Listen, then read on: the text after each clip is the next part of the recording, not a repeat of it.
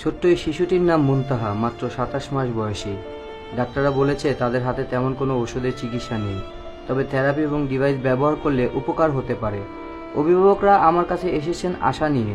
আমি শিশুটিকে ভালোভাবে পরীক্ষা করে তার জন্য উপযুক্ত ডিভাইসের ব্যবস্থা করেছি এবং বাবা মাকে কিছু থেরাপি পরিকল্পনা হাতে কলমে শিখিয়ে দিয়েছি, যেন তারা ঘরেই নিয়মিত অনুশীলন চালিয়ে যেতে পারেন।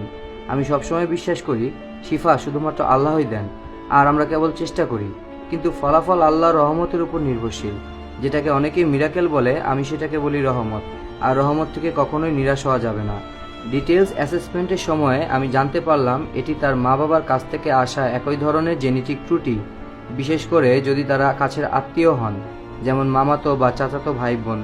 এই ক্ষেত্রে জন্মগত রোগ, বিকাশে বিলম্ব, পেশি দুর্বলতা বা বুদ্ধি প্রতিবন্ধকতা দেখা দিতে পারে।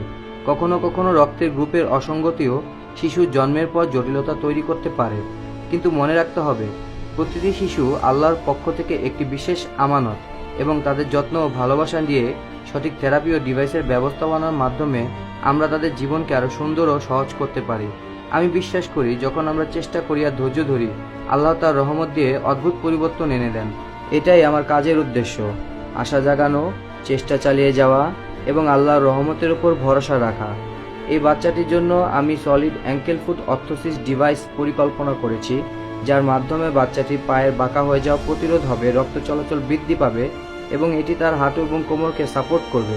তাতে করে বাচ্চা দীর্ঘ সময় দাঁড়িয়ে থাকতে পারবে এবং এটি তার জীবনমান উন্নয়নে যথেষ্ট ভূমিকা পালন করবে, কারণ রক্ত চলাচল বৃদ্ধি পেলে তার শারীরিক উন্নতি এবং অগ্রগতি লক্ষ্য করা যাবে। আর যদি বাচ্চাটিকে আমরা ফেলে রাখি, সেক্ষেত্রে বাচ্চার ইন্টারনাল অর্গানগুলো ড্যামেজ হয়ে যাওয়ার চূড়ান্ত সম্ভাবনা রয়েছে। তাই আমরা তাকে থেরাপি, ডিভাইস, স্ট্যান্ডিং ফ্রেম এবং আনুষঙ্গিক পরিকল্পনা ও ব্যবস্থাপনা হাতে কলমে শিখিয়ে দিয়েছি ও ব্যবস্থাপনা করেছি। তবে অতিরিক্ত থেরাপি বাচ্চাটির জন্য কখনোই কাম্য নয়, কারণ সবার গ্রহণযোগ্যতা এবং সবার সামর্থ্য একরকম নয়। আমরা এই বাচ্চাটির জন্য এমন একটি ব্যবস্থাপনা করেছি এবং এমন একটি প্রত্যাশা রাখছি যাতে করে আল্লাহ এই পরিবারটিকে ধৈর্য দান করেন এবং ছোট্ট এই বাচ্চাটিকে সুস্থতা দান করেন। আর প্রত্যেকেই চাই নিজের সন্তানটি যেমন ভালো থাকুক, অপরের সন্তানটিকে ভালো রাখার দোয়াও আমাদের করা উচিত। সবাই ছোট্ট এই বাচ্চাটির জন্য দোয়া করবেন যেন তার মাতা পিতা এই কঠিন সিচুয়েশন থেকে পরিত্রাণ লাভ করেন এবং বাচ্চাটি যেন অন্য 10টা বাচ্চার মতো সুস্থ স্বাভাবিক একটি জীবনযাপন করতে পারেন।